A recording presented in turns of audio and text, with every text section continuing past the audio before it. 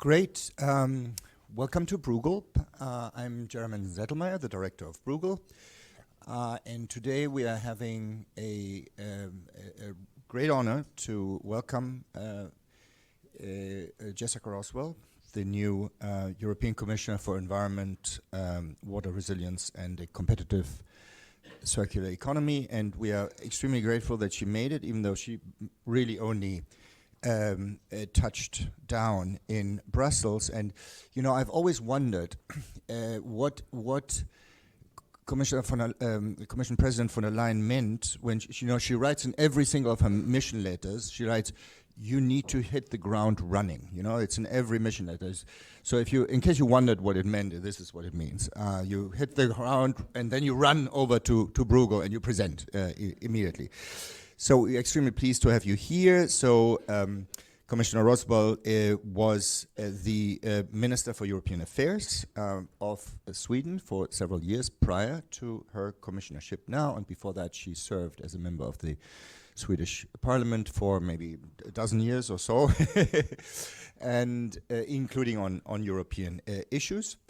And we are also very pleased to have with us Ilkka Räsänen, who is a sustainability expert who has worked for several organizations and most recently at Sitra. Sitra is a really interesting, pretty unique place. I don't think many countries have that. It's sort of a blend of a think tank and an innovation fund in Finland, and they focus on sustainable development. So the way we're going to structure this is we will have Commissioner Roswell start with a keynote. We will have Heather Grabbe, who I should also introduce as the third panelist. She's our biodiversity circular economy expert here at Bruegel, in addition to working on several other things. She's also the author of our memo to the new EU leadership, that is to Ms. Roswell, right here, on biodiversity and environmental issues. We take the topic very seriously at Bruegel. This is why it got its extra memo, I believe, for the first time. So we have not done this before, but you know, the breadth of coverage of policy is expanding, and so we have to do it too. So, Commissioner, please go ahead, and then we will have a Heather and a panel. Thank you very much. Ladies and gentlemen, and thank you for inviting me to Bruegel. So it's correct, when I was a Minister for European Affairs in Sweden, I always enjoyed reading your insightful papers. And actually, when I was newly nominated Commissioner way back in September, I found your colleague, and Heather knows this, Heather Grabbe's memo to Commissioner responsible for environment. That was the first thing I read, actually. So thank you very much for that. It's a pleasure for me to be here with you to share my vision and my views on the future on the circular economy in Europe. Let me start by saying that I'm honored to be the first European Commissioner that, with the explicit mentioning of competitive circular economy in the name of my portfolio. But all these discussions on circularity, they are not new. The first EU waste legislation dates back to the 1970s. The waste hierarchy was already a concept back then, and in more recent years, in 2015, the Commission presented its first Circular Economy Action Plan. As citizens, we can all relate to circularity, recycling paper, glass, plastic. That has become a daily habit for many of us. And more people also use shared mobility solutions for the daily commute. Second-hand fashion is increasingly popular as second-hand furnishings. But the circular economy is so much more than that. We need to do a great deal more. And actually I read another paper from another think tank recently about that. They said that 3% of the Swedish economy is circular. So the potential to do better is enormous. And one reason for the urgency is, of course, that we need to reduce our environmental footprint. By reducing, reusing, and recycling, we do exactly that. But our geopolitical and geoeconomical realities that were changing as well. war is raging at our borders. So this demands a rethink on how we want to position Europe in the world. How we want to shape Europe as an economic powerhouse, and for me, circularity is imperative. It's an important, vital part of the answer. Europe can only be claimed to strategic autonomy if we manage to reduce our dependencies on external resources. And we can only become more resilient if we focus on sustainability and resource efficiency. President von der Leyen has announced that we will adopt in January a competitiveness compass to set our direction in the coming mandate.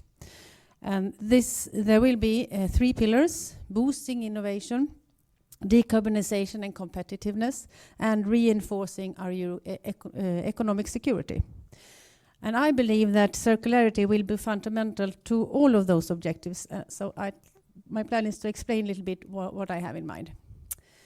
First, innovation. Circularity is by its very nature innovative and entrepreneurial. It challenged the traditional linear thinking, linear systems and linear markets.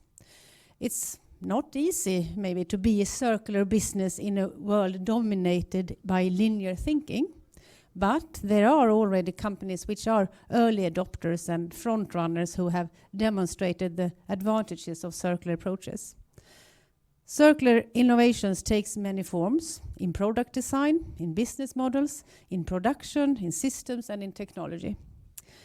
Take, for example, circular systems such as industrial symbiosis, where companies trade or share byproducts, energy, machinery or space, as we see in Denmark, in a city outside Copenhagen, Kalundborg. On circular production, such as the remanufactured and fully tested gearboxes, which with recycled contents being put into new lorries by Scania. Now you think, yeah, we continue with Scandinavian examples, but I will stop there. But I can give a lot of successful European companies in each of those areas, and I am totally sure that you also have some in mind as well. And they demonstrate that circular innovations really works. But they also show something else. Firstly, that we cannot just tell businesses to go circular. We can give a policy steer, but we need to let businesses develop their own solutions based on their insights and expertise. And secondly, we struggle to bring the individual successes, often small scale, to mainstream. And that is where policymakers come in. So we need to develop the right framework condition, the right industrial ecosystem, and the right lead markets, for example, by using public procurements and targeted financing. And we also need to use the full potential of the single market. So the second pillar of our competitiveness compass will be decarbonization and competitiveness. The Clean Industrial Deal that we have announced for our first 100 days will set a roadmap for competitiveness, growth and decarbonization. Achieving these goals will require circular practices, and we have a long way to go. The EU economy relies on 8 billion tons of raw material each year. Less than 12% of this demand is fulfilled by recycled materials, despite decades of EU policies and on recovery and recycling. An average factory in the EU spends twice as much on raw materials as it does in labor. But it's not just about cutting costs. It's also about the environmental impact of the products throughout its life cycle. And we estimate that in Europe, circular approaches could deliver up to 25% of our climate targets. Obviously, that goes beyond recycling, and we need to introduce measures to close the loop, and we need to keep materials in their highest value for as long as possible, in products, in buildings, and in assets. These circular approaches should be targeted at sectors where waste management is particularly difficult. For example, by better management of construction and demolition waste, by better material management in heavy industry, by clustering of complementary industrial activities, and by shared mobility. The third and the last pillar of the competitiveness compass will be about reinforcing our economic security. By building circular opportunities, we reduce linear risks. And global materials use is growing at 2.3% every year, and competition for resources is increasingly intense. De-risking ourselves from such dependency is central to our economic security as a union. A significant portion of those 8 billion tons of materials we use each year comes from outside the EU. Sometimes because they are cheaper, but a high proportion of our imported raw materials are valuable metals and other strategic raw materials. And these are materials that we simply do not have in Europe, at not least as a virgin form. So critical raw materials are the most obvious example. They demand for critical minerals for the clean transition the demands for it had already doubled during the last mandate, and it could triple by the end of the next one.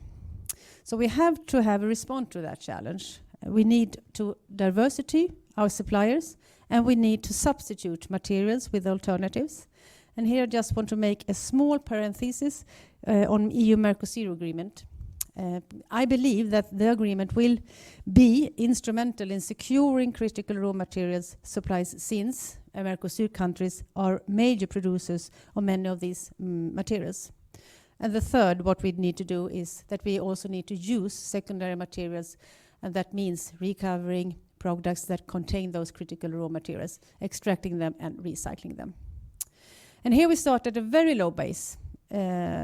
Less than 1% of the critical raw materials we use come from recycling. So there is a big margin for improvement, and the Critical Raw Materials Act already set an ambitious 2030 benchmark of 15%. As I've said earlier, we shouldn't only look at recycling. What's even more effective is to make sure that the products containing valuable and scarce materials are used and reused. And they have to be used optimally for as long as possible before they become waste. And this is the case for critical and strategic materials needed for renewable, digital and defense technologies. But it also matters for basic materials like steel, biomaterials, plastic and cement. They are no less essential for our companies, and they generate massive energy demand. So, ladies and gentlemen, I have given you an overview of current situation. So, what do I intend to do concretely as a commissioner? We still generate more than 2 gigatons of waste every year. And although the recycling rates are steadily improving, we still landfill 23% of that waste. And 18 member states are set to miss their 2025 recycling targets, some of them by large margins.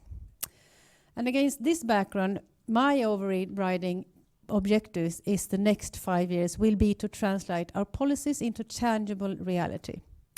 The Circular Economy Act, which I intend to present in 2026, will tackle the bottlenecks I have mentioned, and we are in early stage of developing our ideas. And as you know, we have thorough impact assessment processing, where I'm sure that you will also contribute.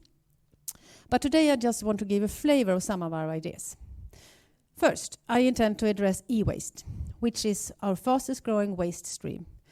It contains a lot of critical raw materials for which we have low recycling rates, less than 40%. So we want to increase the recovery and recycling, and we want to generate market demand for those secondary critical raw materials.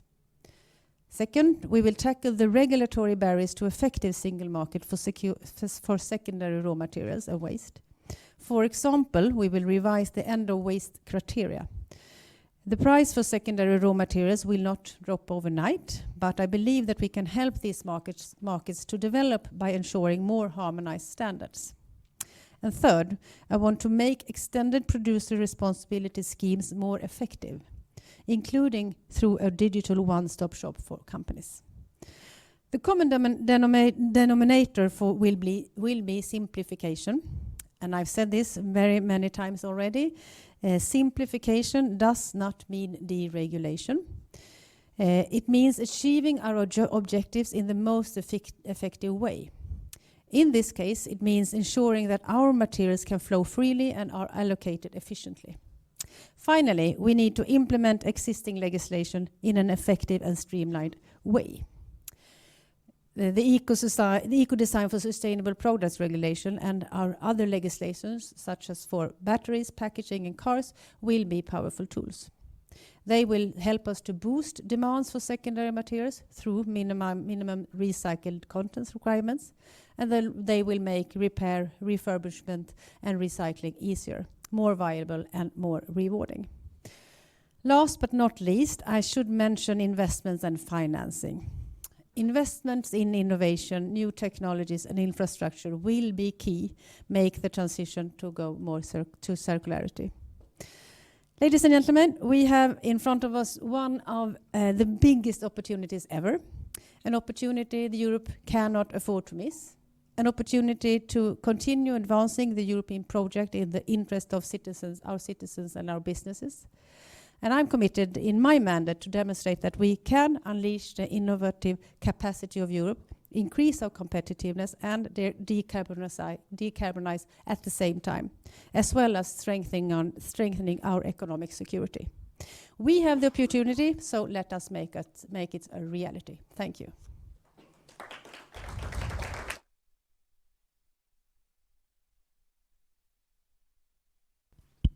Thank you so much, Commissioner.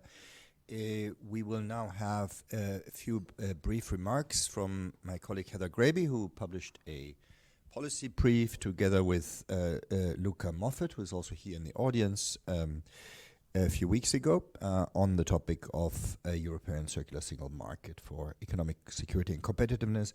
I should also say, if you have questions for the Commissioner or the panel more broadly, you can. Those that are in the room could, of course, ask them in person, but you also have the option to ask them online. And you would do that at Slido. And the keyword on Slido is hashtag circular economy in one word, circular economy. Go ahead, Heather. Thank you very much. And thank you, Commissioner, for outlining a rather comprehensive agenda for the circular economy. As you started with, this is not a new subject for the EU, but it has got renewed emphasis now because of the competitiveness agenda, but also strategic autonomy, as you mentioned. Now, these are extremely important for Europe because we are essentially a resource-poor continent. We've become aware of that, particularly with regard to energy resources. We don't have fossil fuels, therefore we need to have renewable energy. That's now widely accepted. But in fact, we're also resource poor, both for critical raw materials, but also a range of other materials. And that makes it especially important for our competitiveness to be much more efficient in our use of resources. But this is also a global issue because in Europe, we're so resource inefficient in general that the average European consumes 3 times as many materials in 1 year as the average African.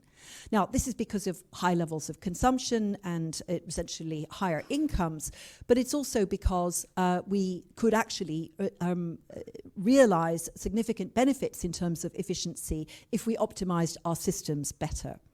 So I want to start with something that is really quite global. It's not just the kind of co-benefits of competitiveness and economic security that we could realize.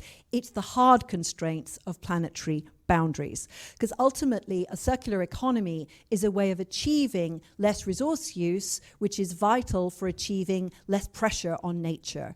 The hard constraint is really that already 6 of the 9 critical processes for stable conditions on Earth have already been disrupted. So if you look at, this is the Planetary Boundaries Framework developed by Johan Rockström and Catherine Richardson and other hard scientists. It's an interdisciplinary approach. And you can see that in terms of biosphere integrity, we are already well beyond the safe limits, but also in terms of land system change, which is really important because biomass is one of the key ways in which humans impact nature, so it's forestry, farming, and so on. Also, in terms of freshwater change, biogeochemical flows, we're beyond the safe limits considerably. And there's, of course, an interaction between climate and nature loss. As we lose more nature, that means that there is more climate change, it means more water stress and higher temperatures. And there are non-linear interactions between these different environmental impacts. So if you think about the way in which these different boundary transgressions interact, that leads to greater risks building up in aggregate.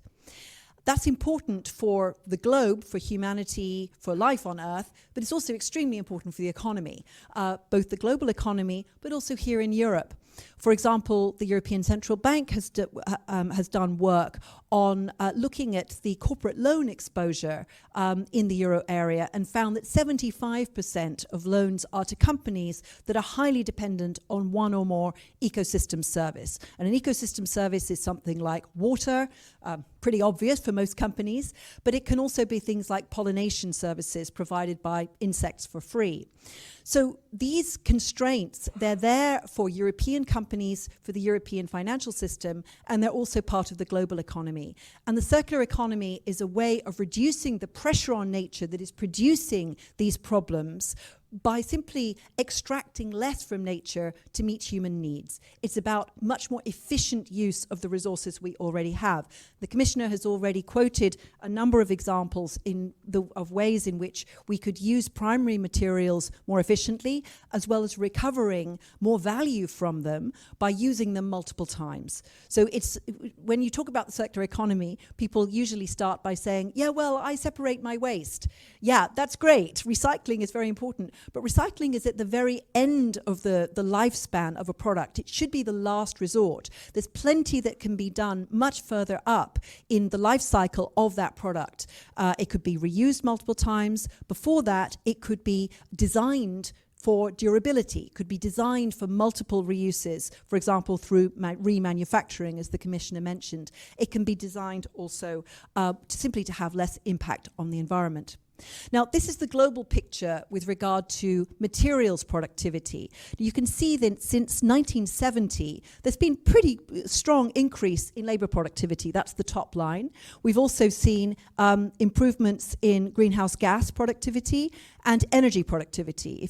If basically this is consumption, this is over global GDP.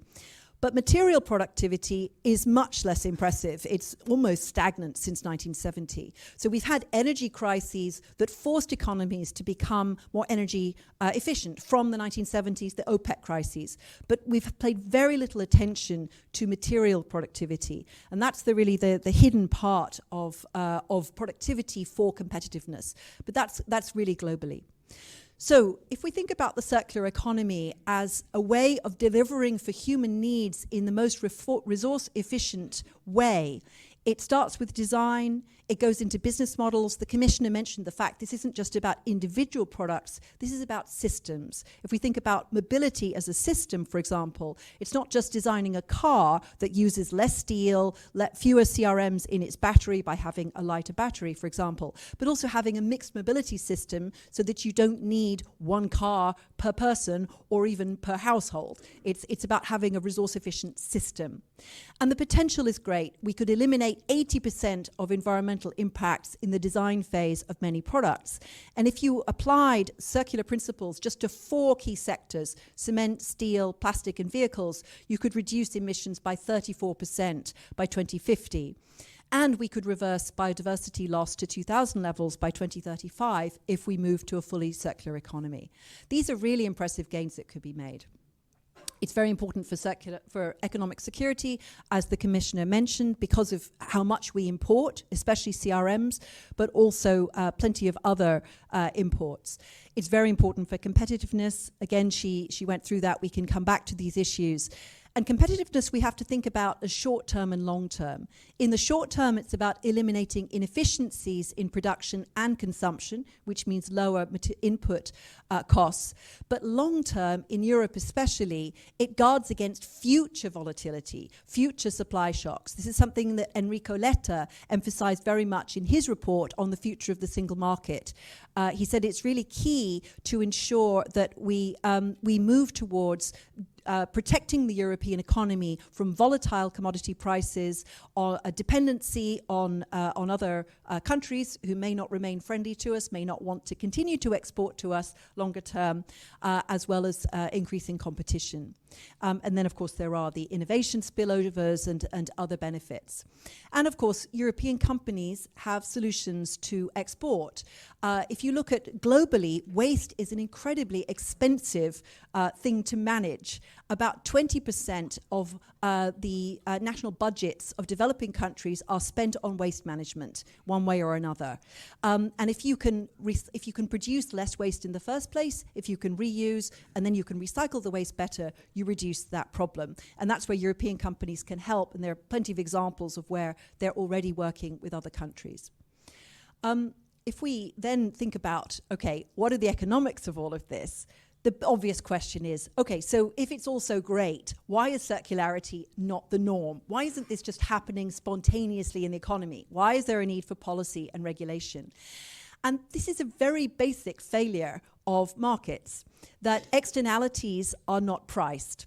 So as Mario Draghi says in his report, we have a fundamental failure, because the economics would change if the negative environmental externalities associated with resource-intensive production of primary raw materials would be internalized. So that's economic speak for nobody pays the price of the waste at the end of the cycle, or rather that goes onto the public budget, and the environmental impact of resource extraction is not priced at the beginning of the process. So we need to look at the pricing issues. We have problems with demand-side uncertainty. The Commissioner mentioned secondary markets, the need for investment. There are also information constraints, path dependency, and essentially the public purse bearing the cost of waste disposal. So just to finish, there's a number of policy solutions which I very much hope the Circular Economy Act will take up, particularly pricing materials according to impact. That means looking at tax incentives, looking at the various incentives throughout the economy and why is there wasteful use of various inputs, including in agriculture. There's the need to incentivize investment and the secondary materials markets. And I just want to finish with a note that this is perhaps the most business-friendly and business-popular part of the mandate of the Environment Commissioner, because European firms see opportunities in this, and we have a number of examples of representations of European firms in this sector in the audience today here at Bruegel. And I just quote an interesting survey that was done a couple of months ago by the German Chamber of Commerce of German firms, asking, do you see the circular economy as more of an opportunity for your company or more of a risk? Now, unsurprisingly, those in waste management see it as a great opportunity. But if you look, services, manufacturing, also construction and retail also see opportunities in the circular economy. They don't, and in fact, more of them see it as an opportunity than a risk, even in construction, which is really interesting because that's an area which hasn't been much subject to circularity principles in the past. So I think we can expect business to speak up on this issue, and I look forward to a constructive debate about it.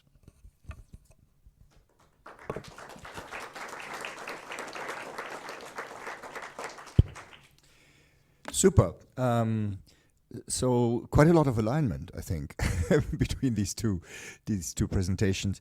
So maybe let me start by asking a question to each one, and of course also giving Ilkka an opportunity to come in, since he has not said anything so far.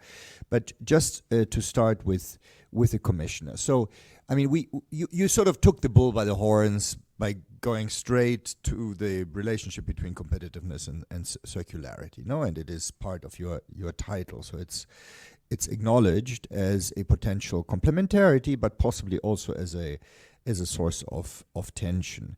Now, both you and Heather have argued that the complementarities outweigh the tensions.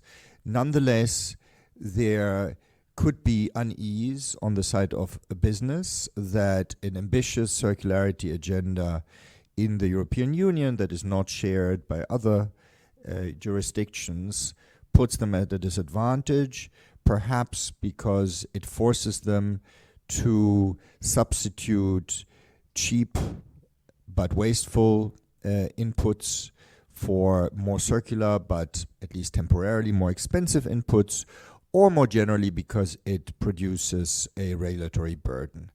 So what would you say to businesses of this type to put them at ease? How you're going to take their concerns as seriously as Commissioner?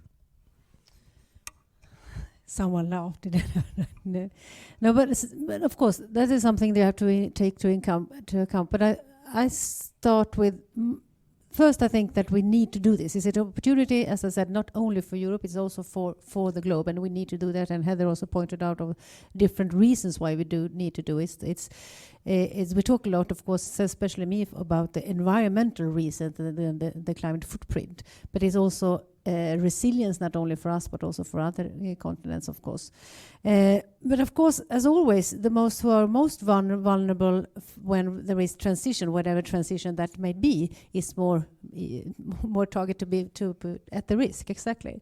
So as always, we need to have both sides of the on the view that both doing it as simple as possible, that we can have people and businesses on board, and that also counts to businesses in other parts of the world. But I would say that the momentum for doing this is going for circularity, which frustrated me that we started as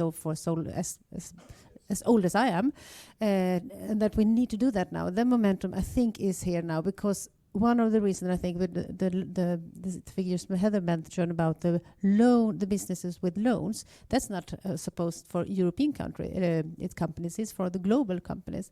So we need to do this. But I would say regulatory burden, have people on board, but also take innovations up to a scale, which I also pointed out that we have a lot of innovations, but we need to scale them up. So that is something I bear in mind, but it's also something when I looking about the act that I will present, of course, having a stakeholder discussion will be important, so we see that the things that we propose actually function and have the results. So there's a lot of answers to that question. Right, absolutely. Ilka, please, why don't you just give us any reaction to the two presentations you heard, and then at some point, because I know that you are interested in this and have something to say about it, I would like you to say something about what used to be called, maybe still is called, the twin transition, so moving away from fossil fuels towards green energy, and also moving towards digital technologies. So this is something very Citra-esque, right? Because you're on both sides of this, and so how can these things complement each other? But feel free to react to the two presentations first. Sure, thank you. Maybe I can first comment on the question on the competitiveness. We are talking about building a circular single market, as Mr. Letta so aptly called it, and I think a resource-efficient single market within the European Union is good for competitiveness to start with. And single market rules, of course, always have the famous or infamous, depends who's talking, Brussels effect. It exports extraterritorially those requirements to other countries' producers. If you want to place a product onto the European market, you need to comply with the requirements, be it about recycled content or repairability, and I think the global industry has already taken notice of those and need to then comply, and if that bears an extra cost, they will have to bear that extra cost as well. So then on the two presentation, very comprehensive, of course, a clean sweep almost, and it's very exciting to already hear about the Circular Economy Act first ideas. But I think what is different and should be different this time is that circular economy becomes a very horizontal, transversal question within the European policy making. It has maybe been a bit in the environmental policy silo thus far. It shouldn't be that anymore, and I think I hope this report also feeds into the understanding that it's much more than that economic issue. It's a sovereignty issue, I would say. We don't want to be dependent on authoritarian regimes like Russia for critical raw materials. No, it's better to retain the value of materials and products within the economy and make most out of them as long as possible, and then recycle what you cannot reuse. So that's one aspect. Speaking of transversality, I think where circularity is present always inherently, but needs to be even more so, is agriculture. Nature itself is very circular, as we know. Water, carbon, nutrients circulate along their natural processes, and therefore agriculture is also circular. It is just that our very modern, resource-intense economies of scale agriculture has stepped a bit away from the natural, traditional circularity, and some of that circularity should be fed back into the common agricultural policy as well, which should be on the table of all commissioners soon enough.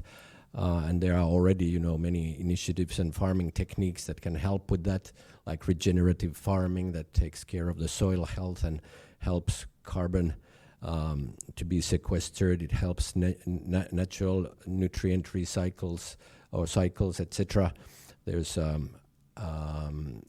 this is a word of a monster of a word, agroecological symbiosis, which was mentioned also in Heather's and Luca's report, which is all about using rather local or regional inputs in farming rather than imports. You use manure to make biogas, or you use manure for fertilizer instead of importing fossil-based synthetic fertilizers. These sort of things, which traditionally took place. Okay, it's not going to be easy. It's very tricky politically and economically. We need farmers who are brave entrepreneurs who need to make a profit and make a living. But I think that's the direction we need to go as land use and land use change is really the most important factor of driving biodiversity. You ask a broad question, therefore there's a broad and long answer. I should end soon, but you asked also about the twin transition. If you want, we can keep that one for the next. Let's keep the twin transition for the next one. Maybe then let me get out of one last idea that wasn't mentioned here. There is since 2021 a thing called waste plastic own resource, which is a levy on member states if they miss their waste plastic recycling targets. 80 euro cents per kilogram of missed waste plastic target. That could be looked at. How has that worked? Could it work for other waste streams? Could help with the budget of the union and put some extra gentle incentive on member states to get their recycling act together. Very good point. I might ask you later whether you have more ideas on that front, because I'm also working on this with some colleagues in the own resources context. Behavioral taxes are all the rage.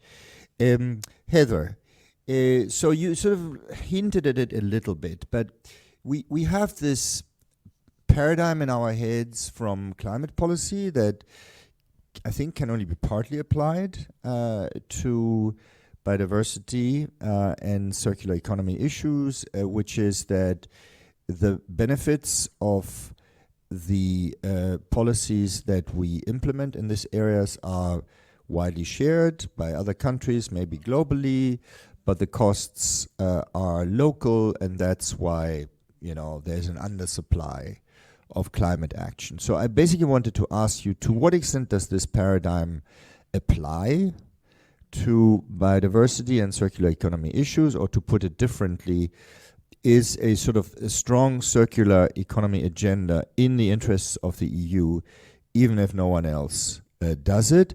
and maybe to add on to it, but if we still get some others to do it, does that help us, or not? Because in a sense, if we say, circularity is great for our competitiveness, then apart from, of course, our interests in preserving the environment everywhere, not just in the EU, maybe we should be hoping that the others don't do a strong circular economy agenda, so we can, beat them over the head on competitiveness. So talk about this stuff.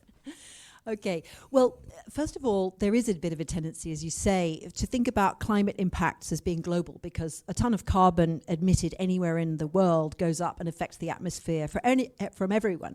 But there's this idea that local waste is a local problem, and environmental impacts like pollution and use of water, use of pesticides that kill pollinators, that's a local problem. Local economies cope with it, and it's for the local governance to deal with. But the thing is, this is actually all part of a system. That's why I put up the planetary boundaries framework to begin with, because many of these impacts are not local anymore. Partly because of scale effects, that the amount that human beings now take from nature is so great that nature can't regenerate. There's agriculture not being able to regenerate, as Ilka was saying, but also lots of other parts of nature not being able to regenerate. And that means that there are regional and global impacts of the loss of nature. So, for example, if agriculture is expanded by chopping down forest, that can disturb the hydrological cycle, which reduces the amount of water available for an entire region. So just putting more beef cattle on what was tropical rainforest has an impact on countries around a whole region. It can affect a whole river system, for example. But waste also can have enormous global impacts. The amount of plastic that is now in the ocean, that plastic has not just come from the countries where it ends up on the beaches, it's come from us. And this is a tricky issue. The EU has tried to tackle this by banning the export of plastic. Okay, so that ban's going to come into effect shortly. And the idea is you can't just fill ships with our plastic and then ship that across the world, and then if they don't really recycle it properly, they'll dump it in the ocean. That's their problem. No, that actually affects everyone, because the amount of plastic in the ocean is really damaging to the health of everyone, because it breaks down, it ends up in the fish, other ocean products, we end up eating it. It's really damaging for human health as well as ecosystems. But it's tricky because the ban on waste exports from the EU also can be an obstacle for circularity. For example, you probably need scale effects for recycling scrap steel and scrap aluminium. That's something that's valuable. So should that actually be a global market? And that's why I think the Circular Economy Act will be an important opportunity to revisit how much are these different regulations compatible? Where are there unintended effects, ways of, should we be thinking about, for example, not having ferrous metals we should be allowing still to export those. So these are complex things. But the other thing is the economics of it, Jeremy, because we think of waste as a local issue, but I mentioned earlier this point that my colleague Luca, the co-author of this paper, brought up about how 20% of municipal budgets get spent on waste management in developing countries. This is money that could be spent on education, on health, on innovation, on all kinds of things for their economic development. But why is it that it's so expensive? Because landfill is expensive, and you're not extracting the value from it. So this is where I think European firms, it's a nice idea that European firms go, it's a bit of a kind of neo-colonial idea. They go and tell the others how to do it better. But it's not just about that. It's actually about co-developing solutions for waste management, where if we develop the innovation here in Europe, that's good for our companies, they can go and help others. But it's ultimately a global public good to have less waste and to have more value. So again, here we're talking about the short term, the long term. In the short term, that's good for European companies to be ahead of the curve. And longer term, if those companies develop the most durable goods and the best kind of systems, then that's going to give them a competitive edge. But ultimately, you actually want all the other countries to catch up with that too, because it's a global good. While I ask the audience to start thinking about questions, and I do have already quite a few on Slido, maybe Commissioner Roswell, just a chance to come back on any of this?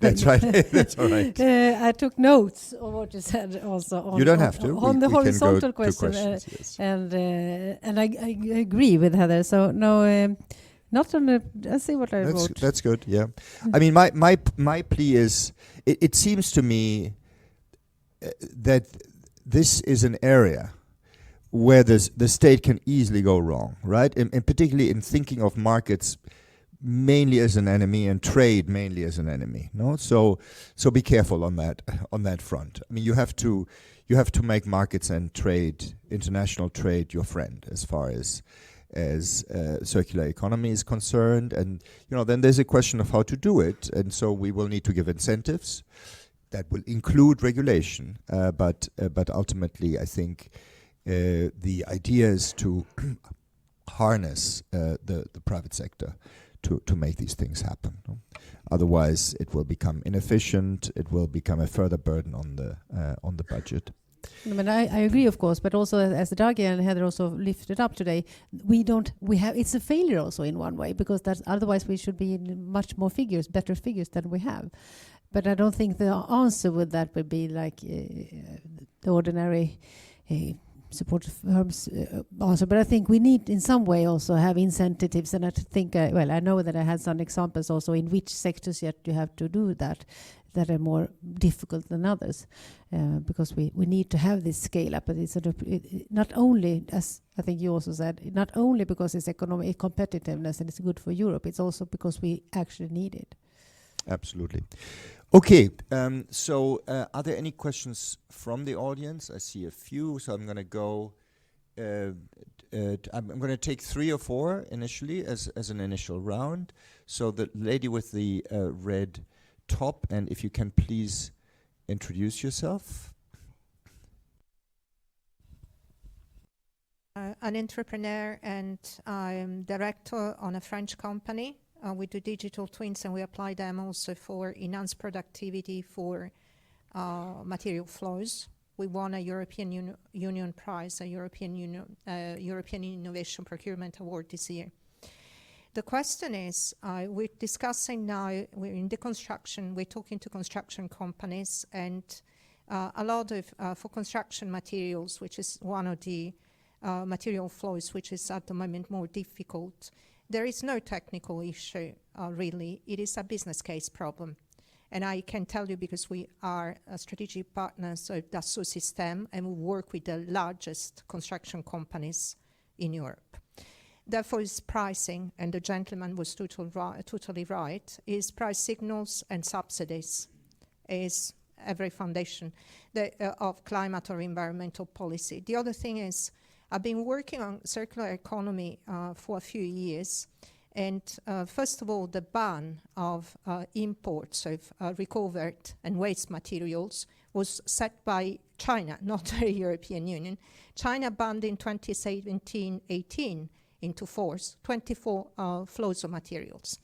And that put us in front of our hypocrisy, because only 19% of plastic, for instance, has been ever recycled, whatever recycling means, in the European Union. The flows are unaccounted for, and they nowadays are not treated anymore outside. Again, the point that the gentleman from Citra was making.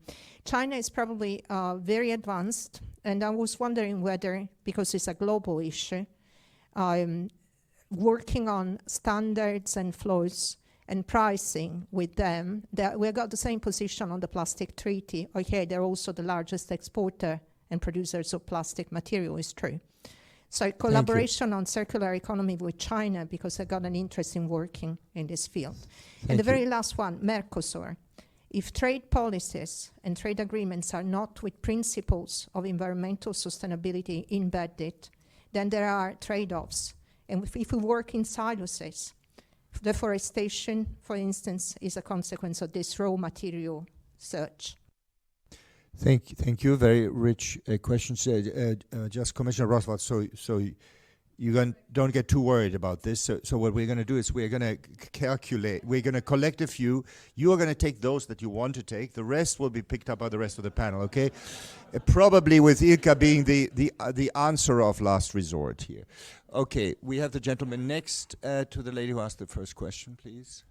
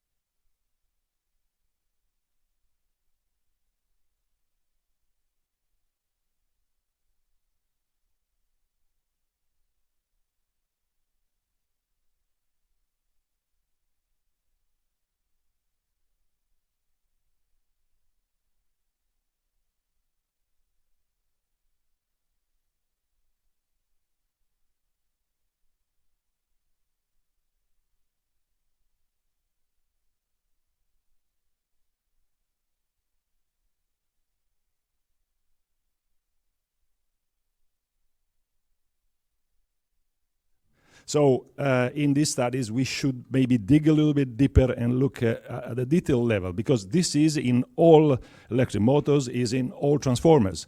And this is an area I know. I wonder in other areas that I don't know if there are similar examples of things that we consider easy, but actually they are not. And another question is, I never heard the word warranty. Now, if you want something to last longer, we should just enforce longer warranties. I bought a car because it has 7 years warranty. No European manufacturer is offering 7 years warranty. And I come from a sector a few lives ago in aeronautics where it's commonplace not to sell the maintenance, but there is a concept called power by the hour, that you buy the engine and in it there is the price of the maintenance. So the company that manufactures the engine, if they mess up like a European company on combustion engines recently, they have to bear the cost. If instead their maintenance is lower than normal, they pocket the difference. So I think the consumer protection in a way is aligned with our goals. Indeed. Thank you, the gentleman in the first row. We'll come to you in a sec, Kurt. Gentleman in the first row. Hello, thank you. My name is Sanjeev Kumar. I'm the Head of Policy at the European Geothermal Energy Council. Commissioner, it's a pleasure to have you on board. Apologies in advance as well. I'm going to ask you a tough question. One of the key challenges that we face at the moment is a legacy from the energy policy, the desire to have renewable acceleration areas where there's almost a temptation to have a bonfire of all environmental standards in order to build out local manufacturing, but also renewable energy technologies. So can we have a reassurance from you that you are going to defend every single environmental law that's on the books, and that you're prepared to have much stricter ones so that when we build in a sustainable way, we don't wreck our environment in the process? Thank you very much. All right, and finally, gentlemen on the right of the Kurt Geisert, I'm one of the guides in the House of European History. Question to you, Mrs. Commissioner. You spoke about a circular single market. Do you find good points for this in the Draghi and Letta report, especially Letta, future of the single market? Thank you. Okay, Kurt, I always like your questions because they're so short. Okay, so we go back to the panel. Commissioner, feel free to pick up on any of those and pass on any that you prefer to pass on. Exactly. So this is very early. I've been a commissioner for 16 days today, so I don't do any promises so far. I'm here for also to listen. So I thank you very much for all the questions and all the inputs. On the last question was easy, yes?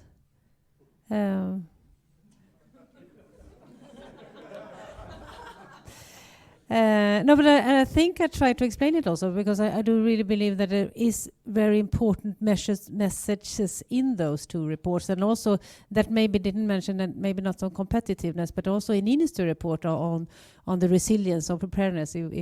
That's also circularity that comes in very much. I think that it's. I didn't mention all the materials or products that we need to go into circularity. I didn't mention construction a little bit on furnishing actually.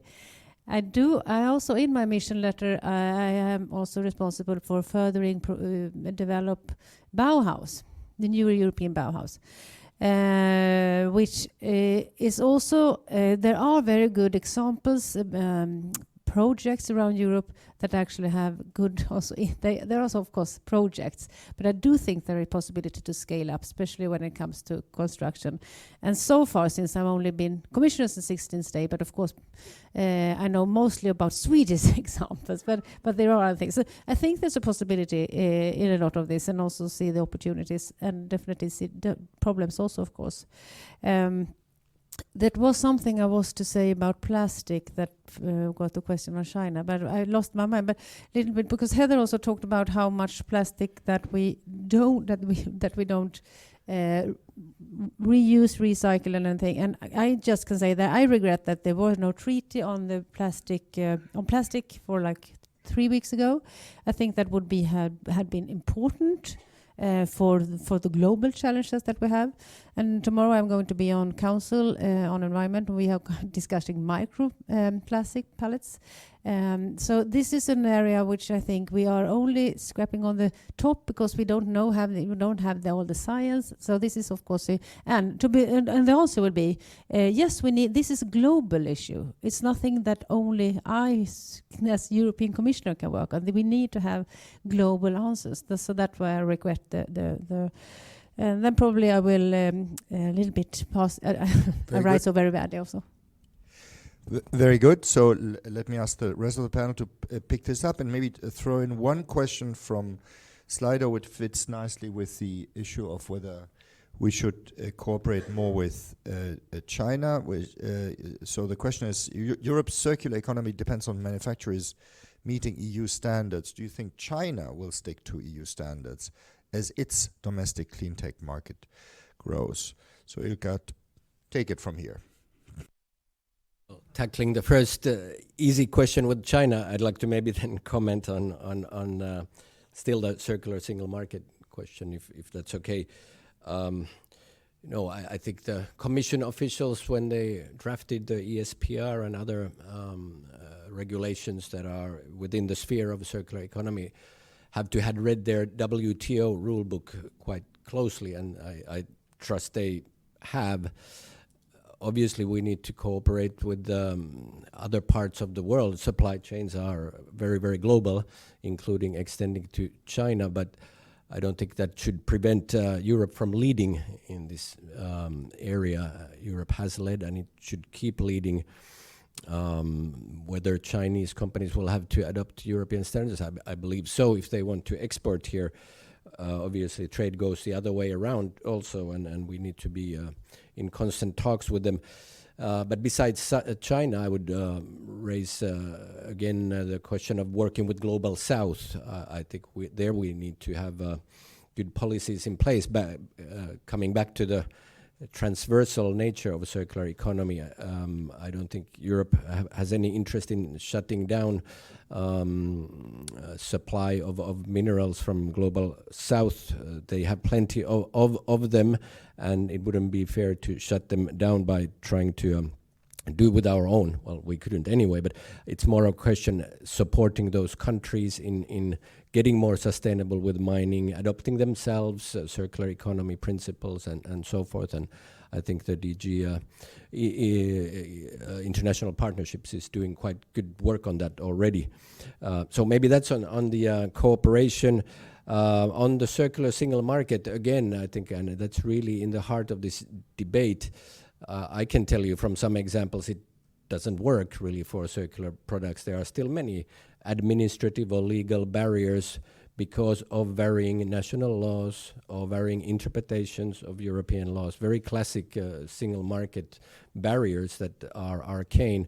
I was talking recently to a Finnish growth company called 3-Step IT, which is expanding this life cycle management of computers business in 9 European countries. So they take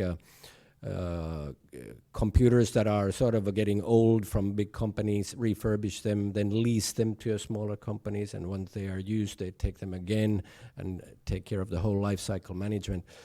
But they told me that they cannot move their computers, their used computers, from one refurbishing center in Netherlands to Germany because of varying interpretations of the GDPR, for example, or of waste rules. So there's just a lot of work to do already with these sort of national rules and regulations that sit there and should be cleared out by the European Union. Heather?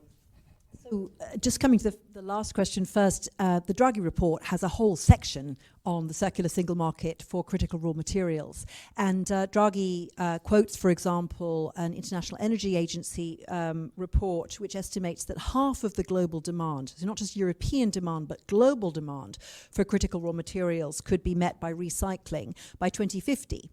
Okay, so we could stop having to mine so much globally. That would reduce our own dependence on China, which processes most of these raw materials, but it would also just take the pressure off nature globally. And by 2040, recycled copper, lithium, nickel, and cobalt could be recovered from spent batteries.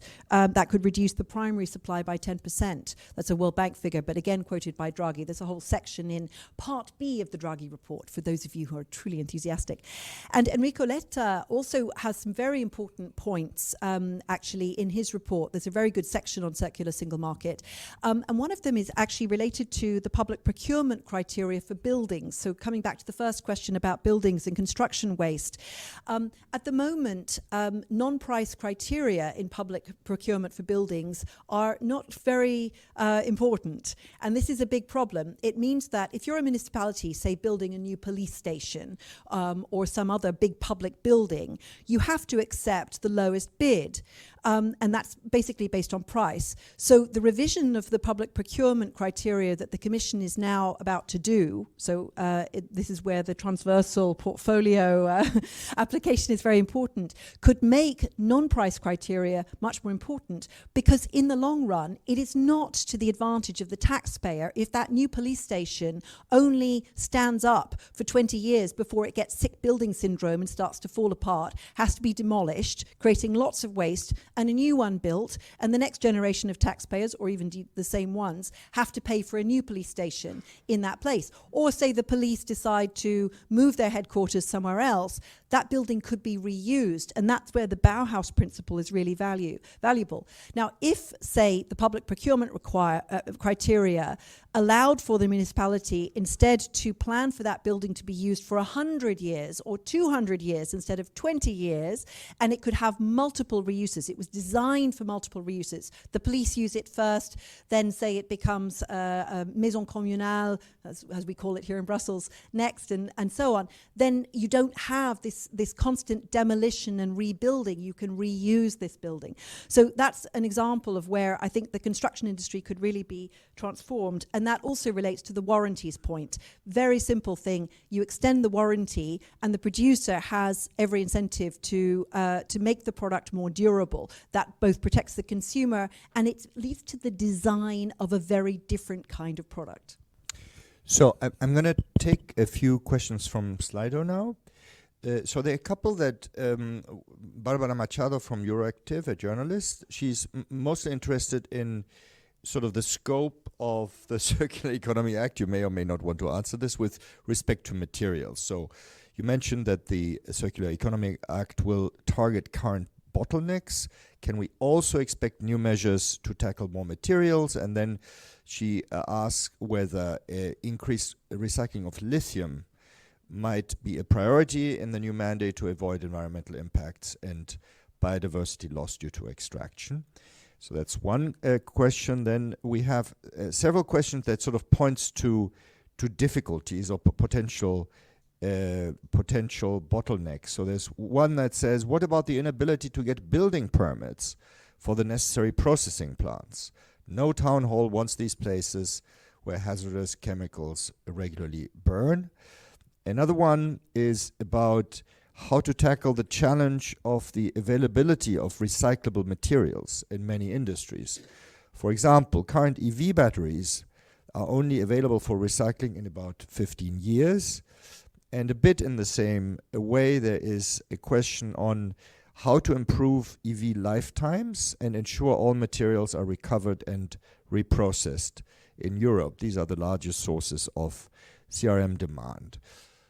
So, take a crack or not and pass, then we'll have others weigh in. But this round needs to be quicker because I still want to take a few questions from the floor, and the Commissioner needs to leave in 10 minutes sharp. So yes, exactly. It's a lot of questions, and again, I will. It's too early to say exactly all the answers on which I will priority. But I would say, and I think my mention was also talking a lot about raw materials and critical raw materials in my first intervention is due to the fact that we have the green transition now. The Clean Transition Act will be in the first 100 days, and that, of course, we'll need to have some answers on this one. And also, we also read the Part B of Draghi report, which actually have the figures on what we need to do on this. On the other hand, it's not that easy, of course, as always in politics. There's also the demand. It's not easy just to say I want a demand on this part. Why don't you? So that will also demand some answers. And one answer, I think, is also linked to the standardization question. Also, that we need to have a standardization, and we also need to to define when are things a waste. That will be one thing I think, but also, of course, we can have targets on how much should be recycled materials in new products, and how that we have also, for example, in batteries already. So I think there are a lot of things in the short version, but exactly on priorities I will not. But I think the raw materials is extremely important. Very good. Any quick reactions on any of this? Well, I think this demonstrates there's still a lot of work to be done in the circular economy sphere. It's not done. It's not only about implementing what the past Commission did, but there's still a lot of challenges ahead. I think electric vehicles are interesting. There's a lithium recycled content target, I believe, already in the batteries regulation. Is it too much, too little? I don't know, but as a believer in innovation and scientific progress, I think the material sciences will improve, and it will become easier to recycle some of the tricky materials out of them. And certainly this complexity and difficulty is not a reason to slow down, but to accelerate action so that we have access to enough of recyclates going forward. It won't happen overnight, but we should seek ways to accelerate it. Good. Heather, anything quick? Point about the need for attention to the demand side. So there's the supply side, but we also have to make sure that the demand is going to be there to give the incentive for investment in, for example, recycling capacity. We actually lack recycling capacity in a number of key materials, including plastics, but nobody's going to invest in developing a recycling plant if they're not sure they're going to get lots of materials to be recycled and that they can sell the recyclates. So it's these lead markets which are key. Okay, we have time for maybe two more questions from the floor. Yeah, a gentleman on this side and here, and then Vincent, do you want to ask any question in person? So maybe first the gentleman in the middle. Well, actually start, yes. And then Vincent, then we go over here. Well, thank you very much. Kadri Taştan, my name is. I'm with the TOBB and GMF Brussels. Well, I mean, obviously we are entering in a period, a turbulence, kind of the economic security, competitiveness, but also security will be the main topics. And obviously here the defense industry and investment in defense will be probably one of the most important part of the reindustrialization discourse, etc. So the circular, I have the impression that when it comes to the defense, etc., generally we are avoiding a bit this decarbonization or circular side of the things. So my question would be how we should finally, especially that we will focus more and more in the defense and the militarization will increase, how to involve, finally include the circularity in these sectors. Thanks. Thank you. Vincent? Thank you. Yes, I've spoken to several companies from the circular economy, and they were all saying that basically the final consumption is not oriented toward their product, and so they are in a very financial situation, not profitable in terms of their investments to move to the circular economy. So that would be one factor would be to orient the final consumption on circular products and less carbonized products. The problem is that currently the circular products and the less carbonized products are more expensive than the more carbonized products, and so that's a big challenge, because of course most of them are imported cheaper. And that's a big challenge for our competitiveness, our production basis, our innovation, and of course the public finance, and of course the situation of the households. Whereas if the consumption was oriented toward less carbonized products and the circular economy, then it will be very much more productive, positive. So I think the point has been understood. Thank you. Let's have a final question here. Gentleman here. Yes, go ahead. Good afternoon. Thank you very much. Victor Van Horn from Clean Tech for Europe, an initiative bringing together clean tech scale-up companies, as well as the venture capital and private equity firms backing those companies. Maybe one question. I'm very glad, Commissioner Oswald, that you mentioned innovation in there, because I think if we look at the rhetoric and the news cycle, urgency number one seems to be saving the industry and manufacturing capacity in Europe. But my question is, how do we make sure in the clean industrial deal, as well as in your package, that sufficient attention remains on the clean tech innovators and not all money or support goes to traditional companies? And the second question linked to the point on demand, it's true that for the pickup of those services, demand is essential. And maybe, Jeremy, I'm going to involve you as moderator, as novelty, but you mentioned trade. Often we hear that maybe for the higher capex for those investments, as well as the temporarily higher opex those companies face, revisiting our trade rules and rethinking that in the short run may be necessary. Just curious to hear your thoughts on that. You know I'm a believer in rules-based trade, and I'll just keep it at that. I also think that the rules can be reformed. Okay, but the star here is Commissioner Oswald. Please, you have the last word. Thank you. I think when I think about circular economy, I think it's all the whole of the economy, even defense. I mean, some of the projects I mentioned is also materials that you need in defense industry. Coming from a country who has quite a lot of defense industry, I think that is something important. Then I would say, because we haven't talked so much about financing. And that is something that comes up all of my portfolio parts when it comes to water, when it comes to everything. It's of course financing, and that is something. We back to defense, maybe also security.